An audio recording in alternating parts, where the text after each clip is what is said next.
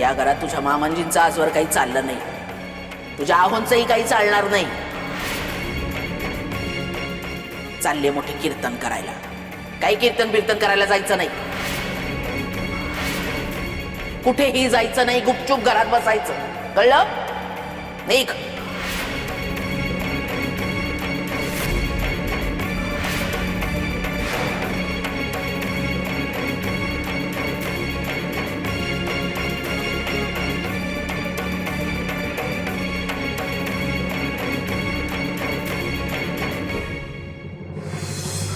ही जी खून करणारी व्यक्ती आहे ना, ती बाबाजीशी वैर धरणारी आहे. बाबाजीशी वैर धरणारी. हे काम करणारी कोणीतरी स्त्री आहे, कोणीतरी नद घालते, नद घालते. थांब सकू, इकडे ये. ये.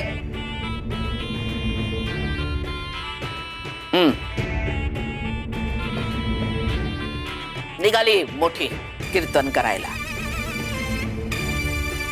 अगं अशीच जाणार का तू? आमची अब्रू घालवायची आहे का? माझी सून दागिन्यांशिवाय कशी जाईल? थांबा इथेच, दागिने घेऊन येते.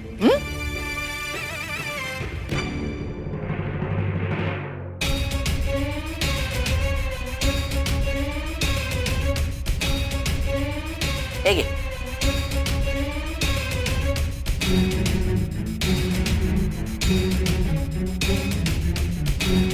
आणि ही नथ घालायची. हा,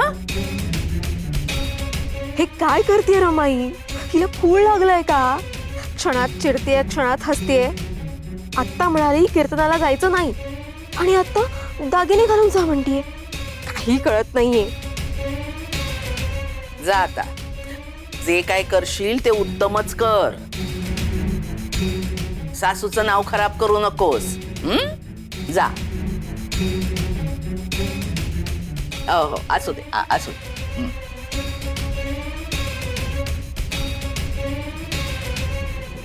रमाई अगं काय सुरू आहे तुझं? दागिने काय, नथ काय? मुद्दामच दिली आहे नथ. आता का कशाला विचारत बसू नकोस. माझा काहीतरी खास उद्देश असल्याशिवाय मी असं काही करणारच नाही. ठाऊक आहे तुला? चेटकिणीच्या नाकात नथ. आता मौज बघ. नथ? नथीचं काय एवढं? अरे धर्म आणि शास्त्राबद्दल माझ्या इतका अधिकारी पुरुष या गावातच काय, पंचक्रोशीत दुसरा कोणी नाही. तेव्हा मी सांगतो तो उपाय करा. मंगळवारी हनुमानाला आणि शनिवारी शनीला तेल अर्पण करा. म्हणजे तुमच्या मागे लागलेली 7.5 नष्ट होईल. चुकलास आणि शब्द मोडलास तर त्याचे परिणाम तूच भोगशील. मला काही होणार नाही. नाही नाही भास्कर बुवा, तुम्ही सांगाल ते म्या करू. भास्कर बुवा, राम राम. राम राम. काय आराम चाललाय? अहो येताय नव कीर्तनाला? सकुतांचं कीर्तन आहे आज. रांगणार बघा.